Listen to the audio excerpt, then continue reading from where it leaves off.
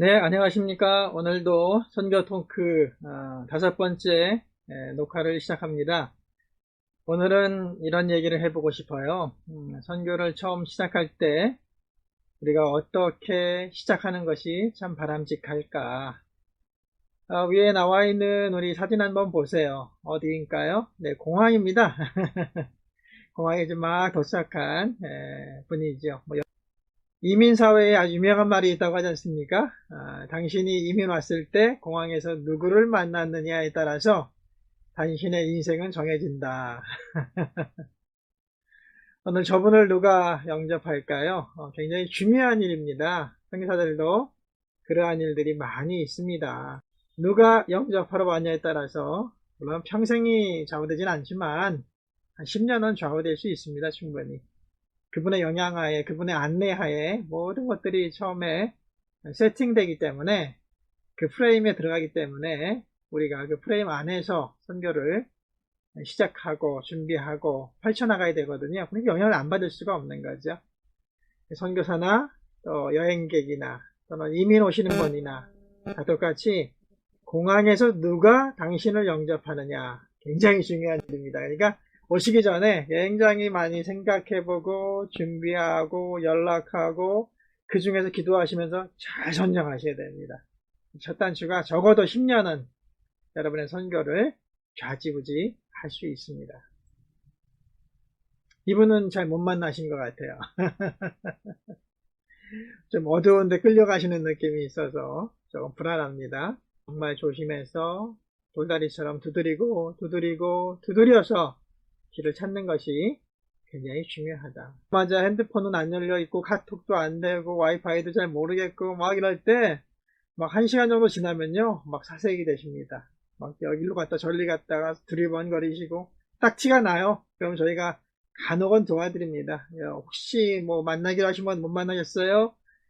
제가 그분 번호 아시면 전화 한번 해드릴까요? 그렇죠. 아니면 가까운 우선은 숙박할 수 있는 호텔 예약할 수 있게 도와드릴까요? 그렇죠. 하루라도 우선은 뭐 안전한 숙소를 구하고 나면 천천히 해결하면 되니까. 그렇지 않습니까? 약간의 뭐 당황하고 약간의 돈은 들지만 안전하지요. 그런 분들을 간혹 공항에서 뵐 때가 있었습니다. 마찬가지입니다. 우리 인생에 예상치 않았던 일들이 참 많지 않습니까? 그런 일을 당할 때에 기도하면서 또 하나님의 이끄심을 찾으면서 가장 또 안전치를 둬가면서 전진해 나간다면 결코 늦지 않습니다, 여러분. 잘못된 단추가 어려운 거죠. 조금 천천히 진행하는 것은 크게 문제되지 않습니다. 그래서 조금 천천히 진행하는 방법을 배우는 것이 더 좋다. 사실 한국에서 우리가 파송 예배를 드리고 짐을 싸고 현지에 도착하면 마음이 급해져요. 뭔가 해야 될 것 같고 뭔가 시작해야 될 것 같고 마음이 많이 급해집니다. 그 급한 것이 선교를 힘들게 할 수 있어요. 그래서 조금은 천천히 가는 법을 배워야 합니다. 특히나 우리가 가는 선교지들이 대부분 제3세계권이 많습니다. 물론 우리나라와 비슷한 나라도 있고 우리보다 선진국에 가는 경우도 있지만 그러나 선교사들의 대부분 7, 80% 이상은 우리보다 어려운 나라에 많이 가지 않습니까? 근데 어려운 나라를 가보면 대부분 한국보다 시간이 느리게 흘러갑니다. 하루에 한 가지 일만 하면 만족하는 사람들, 뭐 하루에 두세 가지 일을 한다 그러면 이상하게 쳐다볼 수 있는 나라들 그런 나라들이 많기 때문에 천천히 하는 것을 배우시는 것은 많은 실수를 줄일 수 있다. 그리고 처음 만날 사람을 정말 잘 기도하면서 소개받고 또 이렇게 미리 교통해보고 소통해보고 해서 정하는 것은 중요하다라고 말씀드릴 수 있겠습니다. 교황님이시네요, 그죠? 교황 어떤 분인지 모르겠지만 어느 나라에 갔을 때 태국에 왔을 때 저렇게 태국 아이들이 영접하고 환영하고 태국 깃발과 교황 깃발을 흔들지 않습니까? 저런 환영받는 분위기, 저렇게 VIP로 또 영향력 있는 사람으로 그렇다면 정말 출발이 좋죠. 그래서 교황은 잠깐 머물다 가지만 어마어마한 영향력을 이 사회에 주고 갑니다. 그렇습니다, 여러분. 얼마나 빠르냐가 중요한 게 아니고 얼마나 비중 있게 잘 준비되어서 진입하고 영향을 주느냐가 중요합니다. 선교는 결국 이 땅과 이 백성들에게 그리스도의 선한 영향력을 주는 거 아니겠습니까? 그런 의미에서 우리는 선교, 도착, 또 내가 어느 단추, 어느 그 계열의 사역을 시작하고 플랫폼을 어떤 것에 내 선교를 담느냐에 따라서 선교의 20년, 30년 뒤의 모습이 굉장히 많이 다를 수 있습니다. 플랫폼을 잘 구축하는 것, 이것이 첫 번째 텀에 선교사가 가져야 될 중요한 그 사항 중에 하나가 된다라고 여러분에게 말씀드릴 수 있겠습니다. 아주 단기팀인 것 같아요. 어느 단기팀이 공항에서 선교사님 만나서 함께 기도하고 기념사진 촬영하고 또 선교지로 출발하지 않습니까? 얼마나 좋은 출발입니까? 좋은 선교사님이 나와서 현지말을 다 알고 현지인들과 교통하고 차량도 준비되어 있고 그런 분들과 함께 하나님께 감사기도 하면서 선교를 위한 기도를 하면서 출발한다. 정말 좋은 출발이죠. 이런 출발들이 새롭게 선교지에 진입하시는 우리 모든 선교 관심자들, 헌신자들에게도 있기를 바랍니다. 제가 3개가 있습니다. KWMA, KWMC, KWMF. 그러니까 A, C, F. 이 3단체가 굉장히 중요합니다. 한국 선교사들과 관계된 가장 공신력 있고 큰 단체이고 영향력이 있는 단체들입니다. MA는 뭐냐면 MA는 한국에 있는 모든 교단과 선교단체가 연합된 등록한 그런 이제 협의체지요. 그래서 중요한 결정들이나 또 이 단체가 정말 건전한 단체인지 아닌지 또 이 교단이 건전한 교단인지 아닌지 이런 것들을 다 구분해 가면서 회원 관리를 하게 되죠. 그리고 전체 선교사들을 위한 뭐 케어라든지 전략이라든지 뭐 어떤 대회라든지 의료 지원이라든지 코로나 이런 비상 상황에서의 대책이라든지 이런 것들을 많이 이렇게 관여하고 계십니다. 협력하는 선교사님이 저기에 속해 있는지 안 했는지를 먼저 확인하셔야 돼요. 굉장히 중요합니다. 한국 세계 선교협의회는 그 웬만한 건전한 교단과 교파와 또 선교단체를 다 포함합니다. 그래서 저기에 소속 안 됐다 그러면은 조금 이렇게 위험도가 높아지는 겁니다. 아니, 그분이 꼭 나쁘다는 표현은 아닙니다. 그러나 그건 뭐 개인의 문제니까. 그러나 위험도가 높아집니다. MC는 시카고를 중심으로 북미에서 굉장히 영향력 있는 우리 한인 선교 협의회다. 이렇게 생각하시면 되고요. 항상 MA가 무슨 일을 하든 MC가 무슨 일을 하든 그건 지역적인 거잖아요. 한국이냐, 북미냐. 그러니까 이제 거기에 파트너 누굽니까? 선교사죠. 그 선교사들의 모든 교파와 그렇죠? 선교단체를 초원해서 하나의 우리 한국 선교사라면 오케이 해가지고 받아들여서 만들어낸 한국 선교사들의 모임입니다. MF가. 그러니까 MF는 항상 독자적으로도 일을 하기도 하지만 MC나 MA와 함께 협력해서 어떤 일들을 해나가죠. 이런 것들이 이제 우리 한국 선교사 기구 중에는 굉장히 중요한 기구고 이런 3가지 곳에 속한 분이라면 우선은 믿을만하다. 우선은 그렇게 볼 수 있습니다. 온갖 곳에 돈이 몰리는 곳에 법망이 약한 곳에 이런 곳에 서기꾼이 들어오게 됩니다. 여러분. 성경에도 나와 있지 않습니까? 알곡과 가라지가 한 논에 있습니다. 주님이 마지막 심판 때까지 잠깐 보류해 두시는 거죠. 이렇게. 그러므로 선교사 세계에도 선교사를 가장한 1위들, 사기꾼들이 있습니다. 여러분. 그런데 그분들의 특징이 뭡니까? 말을 너무 잘해요. 네트워크를 너무 잘해요. 보여주는 걸 너무 잘해요. 깜빡 속지요. 그래서 여러분들이 적어도 우리 선교사님, 우리가 돕고 우리가 함께하는 선교사님이 이 KWMA나 MC나 MF에 가입되어 있는가, 속해 있는가 확인하는 것은 정말 최소한의 중요한 일입니다.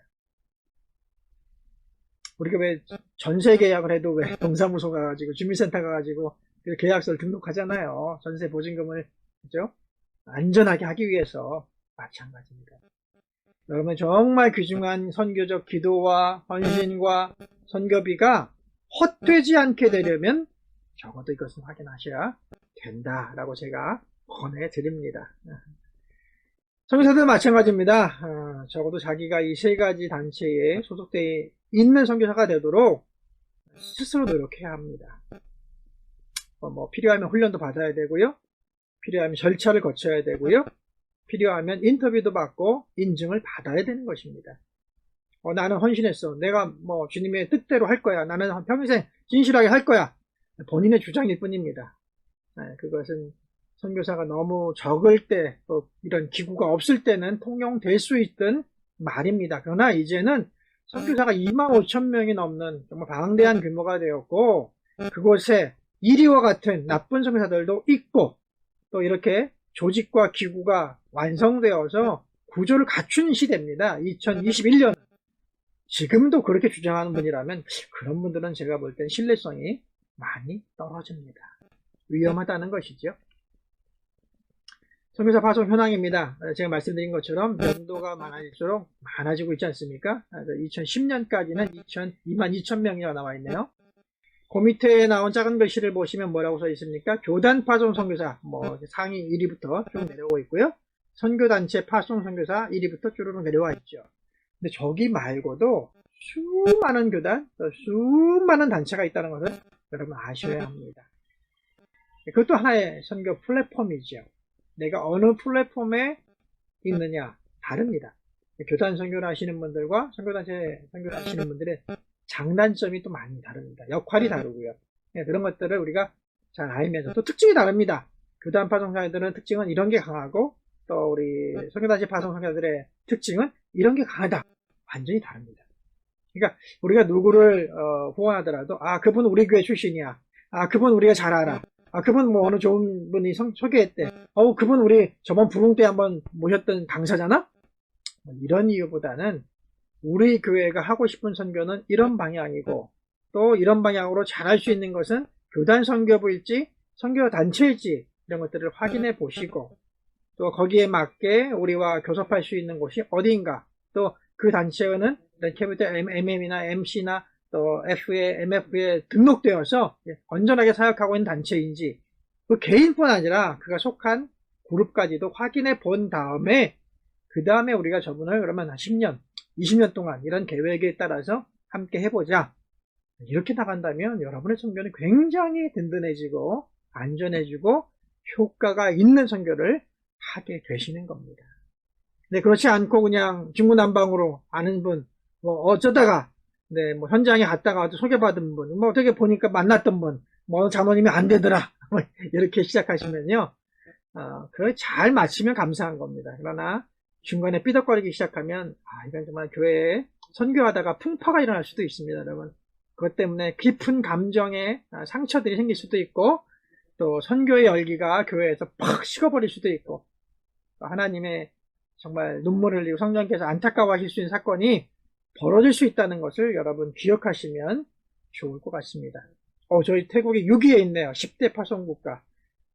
저게 몇 년도 자료인지 몰라도, 네, 아마 저게 2015년 자료일 것 같아요. 그렇죠? 27,000명이 파송됐다고 하는 그런 통계 중에서 우리 태국의 854명, 가정수가 아니기 때문에 부부를 다 따로따로 계산할 때 저렇다는 겁니다. 약 400여 가정의 선교사가 우리 태국에 있다. 그렇죠. 태국에 귀중한 선교사님들이 많이 활동하고 계십니다. 그럼 다시 말씀드리면 저 중에 1%, 한 900명 중에 1%면 몇 명입니까? 9명. 9명의 사기꾼도 있을 수 있다는 거 아니겠습니까? 그러니까 선교를 정말 진실되게 효과적으로 잘 하시려면 확인하셔야 됩니다. 두들겨 보셔야 됩니다. 그것은 믿지 못하는 것이 아니라 점검하고 나아가는 겁니다. 더 좋은 선교를 오랫동안 정말 태국을 위해서, 태국 백성들을 위해서 하기 위해서 가져야 될 과정이라는 것이죠. 그런데 사기꾼들은 어디에 더 많을까요? 네, 사기꾼들은 한국에서 확인할 수 없는 곳이 더 많습니다. 예를 들어 공산주의 국가, 이슬람 국가, 독재 국가 이런 나라들은요 가서 쉽게 확인이 안 되지 않습니까? 또 은밀하게 활동해야 돼요. 증거를 남기면 안 돼요. 그런 것들을 사기꾼들은 다 좋아합니다. 언제라도 찾아갈 수 있고 확인할 수 있고 수시로 사람들이 오고 이런 나라는 사기꾼이 발붙이기가 조금 힘듭니다. 말을 뭐 이렇게 거짓말을 하기가 어렵잖아요. 남의 거 사진 찍어가지고 내 거인 양 막 보냈는데 금방 와서 확인하는데 어떻게 하겠습니까? 크게 그러니까 개방된 나라들은 선교 사기꾼들이 발붙이기가 조금 어렵다. 예, 그런 것들이 있습니다. 우리 한인 선교사들이 저렇게 다양하게 있지만 여기 보시면 나온 것처럼 공산권, 뭐 기독교권, 이슬람권, 불교권, 힌두권, 뭐 정령 숭배권 이런 식으로 권역이 있거든요. 그런 권역들마다 보면 그런 사건들이 많이 들려옵니다. 그러니까 근데 제가 말씀드리는 것은 지금 그냥 평균적인 얘기를 하는 거예요. 108개가 넘는 선교단체가 있다고 나와 있지 않습니까? 26개의 교단과 108개의 선교단체가 있다. 굉장히 많지 않습니까? 지금 더 늘어났습니다. 거기에도 소독 안 됐다. 정말 이걸 어떻게 그분을 봐야 될지 조심하고 확인하고 점검하고 함께 해야 되지 않을까, 그런 염려를 제가 드립니다. 전 세계에 지금 우리 성도님들이 분포한 모습이죠. 굉장히 다양한 지역에 우리 성도님들이 분포해 계십니다. 선교지에 도착하면은 이제 우리의 플랫폼을 만들어야 되는데요. 이슬람 국가라든지 어려운 나라에서는 뭐 당연히 숨어서 사셔야 되고요. 또 사업가로 위장하기도 합니다. 지금부터 저희 태국으로 이제 좀 한정돼서 말씀을 드려보겠습니다. 여기 지금 나와 있는 게 뭐 청년재단 이런 식으로 재단을 만들 수 있습니다. 복지재단, 교육재단 뭐 이런 것들을. 종교재단은 쉽게 만들 수가 없습니다. 종교재단은 이미 종교성에 등록된 단체들만 인정하기 때문에 실제로 뭐 정관의 종교적인 영역을 좀 넣을 수는 있지만 정상적인 종교성에 등록된 그런 종교재단을 만들기는 쉽지 않습니다. 그냥 허락하지 않고 받아주지 않습니다. 그러니까 이제 대부분 복지재단을 많이 만드시지요. 교육재단도 많이 만드시고, 그렇게 해서 재단, 그러니까 비영리재단을 만들어서 활동하시는 우리 성사님들이 많이 계십니다. 재단 설립 목적과 방법에 따라서 다양한 일들을 하실 수 있고, 또 자유롭게 일할 수 있고, 합법적인 체류 비자나 워크 퍼밋을 받으실 수 있습니다. 그리고 그런 재단들이 하나로 쫙 가입돼 가지고 연맹체를 이룬 것이 태국 복음주의 연맹입니다. 그래서 뭐 사하킷 이렇게 부르기도 하고 EFT라고 영문으로 약자를 부르기도 하는데, 소수 교단들이 많이 있고요. 그 다음에 뭐 OMF부터 웩 이런 단체부터 해가지고 오랜 전통적인 선교단체부터 이제 막 와서 우리 한국분들이 이렇게 설립하신 선교재단까지 수십 개, 한 100개도 넘을 거예요. 그런 선교단체들이 연합하여 이렇게 가입한 다음에 연합하여서 하나의 기구를 만든 거죠. 왜 기구가 필요하느냐? 우리 사하킷이라고 부르는 이 EFT는 종교성에 등록되어 있거든요. 그러니까 이제 종교성하고의 어떤 여러 가지 협력의 통로가 될 수 있는 것이죠. 내가 만든 개인 재단은 종교성에 등록 안 돼 있어서 교육재단이나 그러면은 교육부하고, 그 다음에 또 우리 복지재단일 경우는 복지부하고 일을 해야 될까, 사회부랑 일해야 되지 않겠습니까? 그러나 또 우리가 기독교인이기 때문에 종교적인 색깔을 갖고 있고 어떤 울타리가 필요하다면, 그렇죠, 우리 EFT에 가입을 해서 EFT를 통해서 종교성하고의 대화를 유지해 갈 수 있는 채널을 만드는 것이죠. 이런 것들이 이제 플랫폼을 마련하는 것입니다, 여러분. 예, 거기 이제 홈페이지 가보시면 수많은 선교사님들이 여기 가입돼 있고 단체들이 돼 있고, 저기 미셔너리 데이터베이스라는 곳을 누르면 가입된 패스워드와 아이디를 가지고 들어가 보면 자기의 것들을 관리해 나갈 수 있죠. 또 밑에 보면 미셔너리 인포메이션, 그죠? 그래서 여러 가지 선교사들이 우리 EFT에 가입하려면 쫙 가져야 될 어떤 서류나 법적인 부분들을 안내하고도 있습니다, 여러분. 그러니까 태국에 와서 굉장히 아까 800명이 넘는 선교사님들이 계시다고 했지만 대부분의 그 절반 이상, 제가 알기에 한 65%, 많으면 70% 될까요?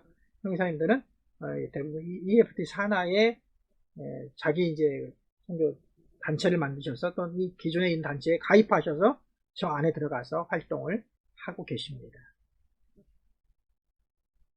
또 하나 저는 이제 교단에 속속해 있습니다. 저는 교단 파송이고, 또 태국에서 태국 기독교가 100이라면 이 100의 한 50%를 차지하는 단일 교단은 전국에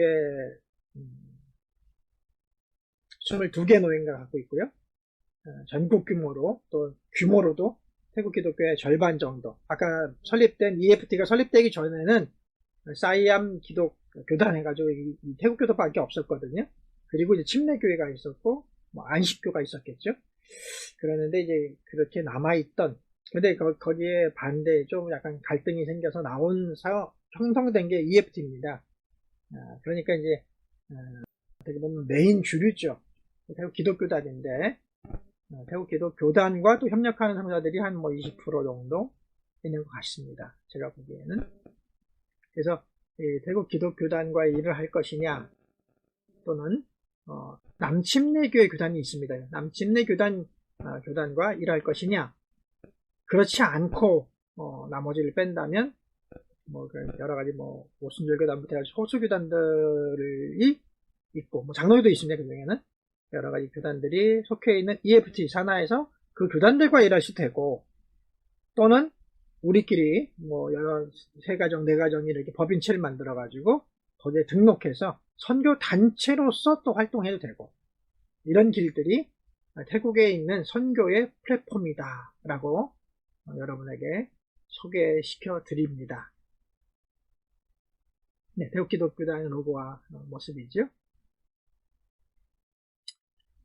그런데 이제 이런 것에도 이제 관계없이 나는 EFT도 모르겠고, 나는 CC도 모르겠고, 나는 뭐 재단도 없고, 뭐 나는 내 맘대로 할래. 나는 주님 부르신 데 가서 헌신적으로 태국 사람 섬기면서 뭐 필요하면 뭐 그분들 이름으로 빌려서 뭐 땅도 사고 건축도 하고 뭐 고아원도 하고 우리 마음대로 하겠다 하시는 분들이 또 계세요. 안 계신 건 아닙니다. 역사적으로 보면 이런 분들 중에도, 이렇게 유명한 분들 중에도 교단을 나와서 독립선교사가 되신 시절을 가진 분들도 계십니다. 그러니까 꼭 나쁜 결과로만 남는 것은 아닙니다. 그러나 굉장히 위험하지요. 위험하고 보호받지 못하고 여러 가지 사기와 위험에 많이 노출됩니다, 여러분. 그래서 그런 것들은 좀 지양하면 어떨까? 단독 선교사, 독립 선교사, 자유 선교사 이런 분들도 계시지만 장기 선교를 하기에는 굉장히 위험하다. 그럼 아까 얘기했던 그런 교단 선교사와 스스로 재단을 만들어서 이렇게 가입해가지고 EFT 산하 같은 데 가입해가지고 움직이는 그런 선교 단체를 만들어서 하시는 그런 선교사님들과 어떤 장단점이 있을까? 장단점이 완전히 다릅니다. 내가 만든 재단을 갖고 있는 분들은 모든 책임이 나에게 있습니다. 그래서 모든 하고 싶은 일에 대해서 자유도 내게 있지만 그 모든 것들이 발생되는 일을 내가 다 책임져야 됩니다. 그래서 초기, 중기, 말기가 두 플랫폼이 많이 다릅니다. 제가 속한 교단 같은 경우는 거대한 조직입니다. 태국 기독교의 절반을 갖고 있고, 뭐 역사만 해도 엄청난 역사를 가지고 있고, 100년 넘는 교회들이 뭐 수두룩하고, 100년 넘는 병원과 학교들이 뭐 수두룩한 이런 교단이다 보니까 가보면요, 믿음의 4대, 5대 집안들도 많이 계세요. 태국 기독교는 1%밖에 안 되지만 그 안에는 엄청난 믿음의 뿌리를 가진 분들이 많이 계세요. 그런 분들이 뭐 20살짜리, 30살짜리 선교사가 와가지고 막 얘기한다고 따라오고 뭐 가르침을 받겠습니까? 어렵습니다. 그러니까 이제 태국 그런 교단에, 오래된 교단에 들어가서 사역하는 선교사는 먼저 관계를 만들어야 돼요. 교단장들과 임원들과 노회장과 기관장들과 또 오래된 교회들의 목회자들과 장로님들과 관계를 만들어 가야 됩니다.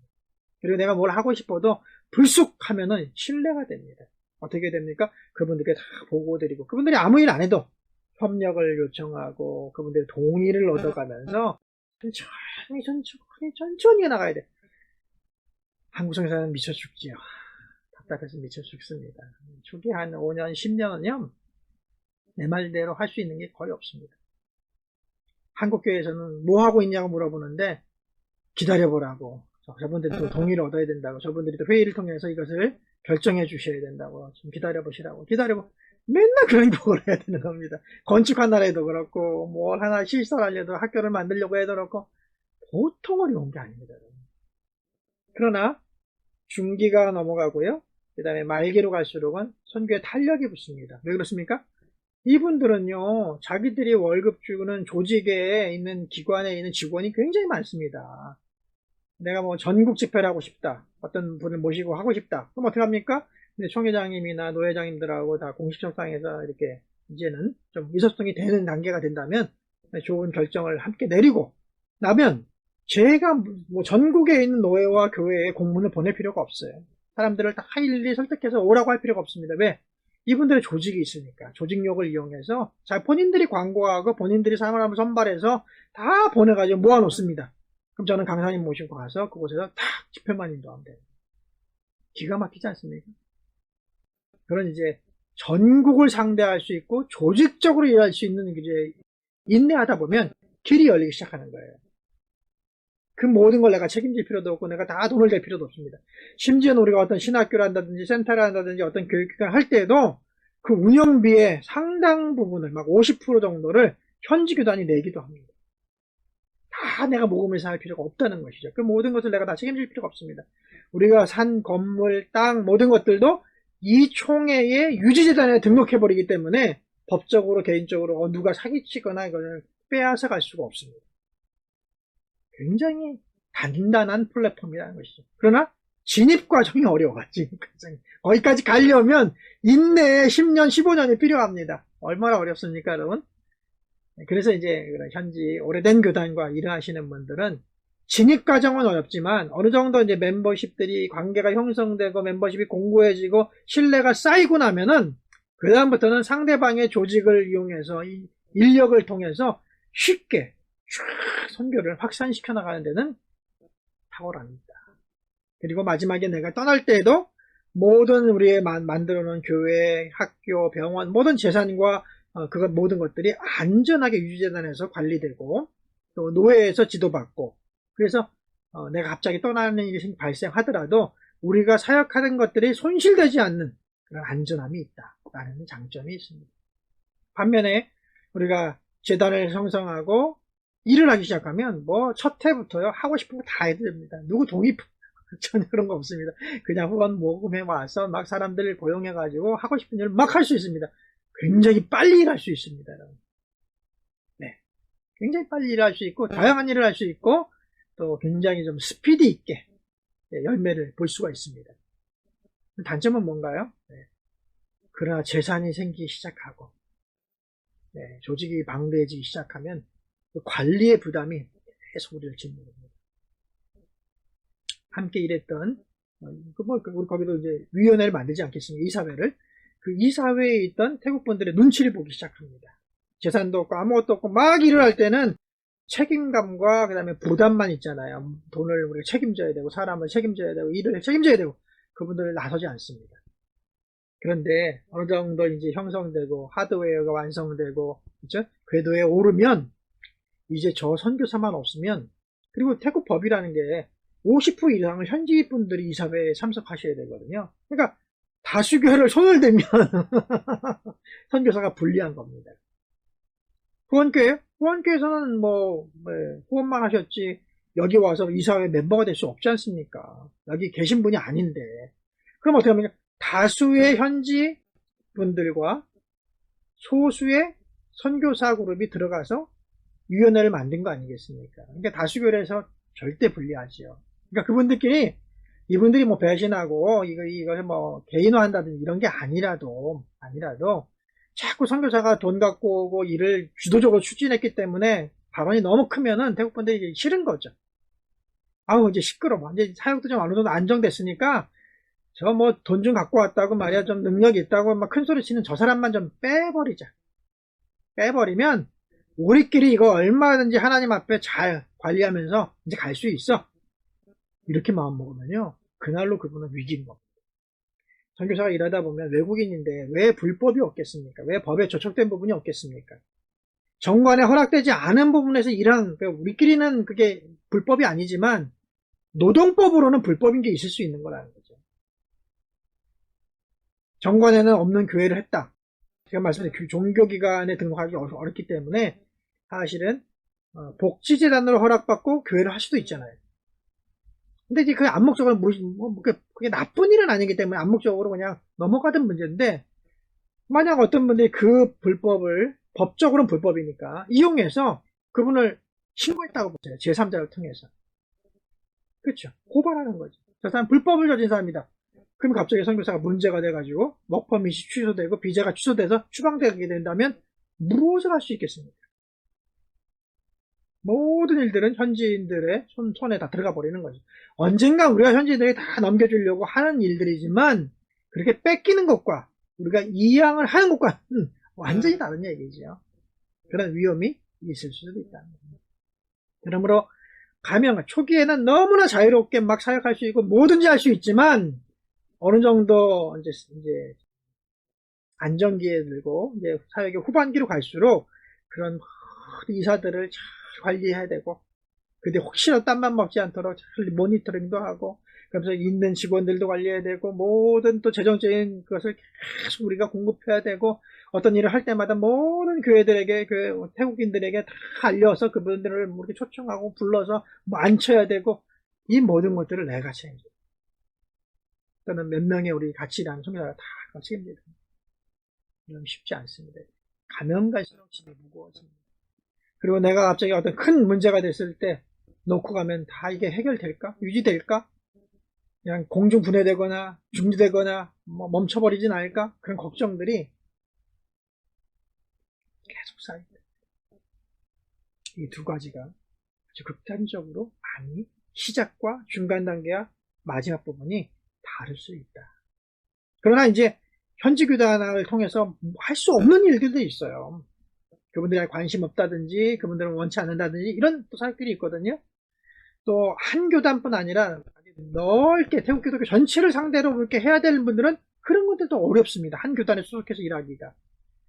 그렇기 때문에 또 이런 재단이 필요 없는 게 아니라 꼭 필요한 부분들이 있습니다. 이런 재단을 형성해서 해야 될 일들이 있습니다.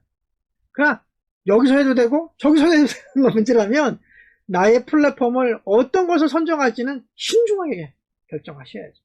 그러나 여기서는 할 수 없는 것들을 위해서 우리가 재단을 만들어서 이렇게 했다.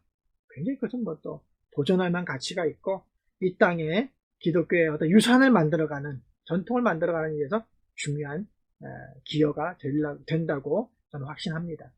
여러분들 그렇습니다. 제가 오늘 말씀드린 내용들은 그렇게 작은 규모의 얘기는 아니지만 어떤 플랫폼을 우리가 몸담느냐에 따라서 우리의 선교의 모습은 너무 다를 수 있고 그리고 확장에 대해서 너무 또 다른 스스로 그런 환경을 조성할 수 있다는 것을 이해하시면서 내가 태국 선교를 한다면 또 우리 교회가 태국 선교사님들을 선정한다면 어디에 소속된 분을 또 어떤 플랫폼에 있는 분하고 일하는 것이 맞을까?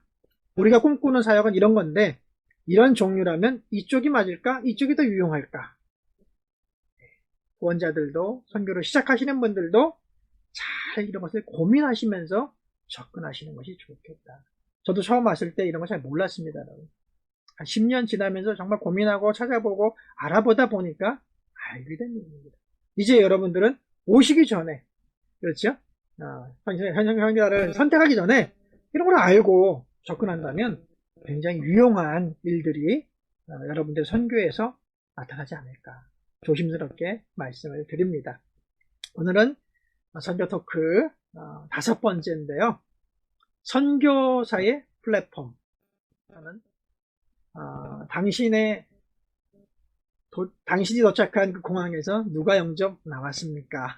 뭐 이런 얘기죠.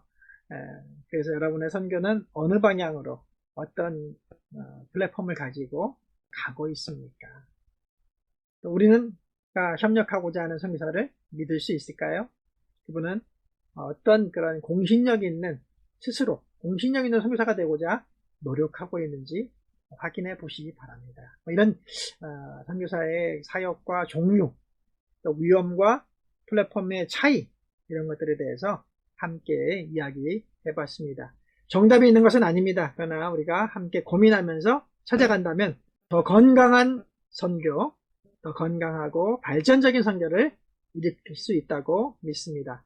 감사합니다. 다음번에 더 좋은 주제로 찾아뵙겠습니다.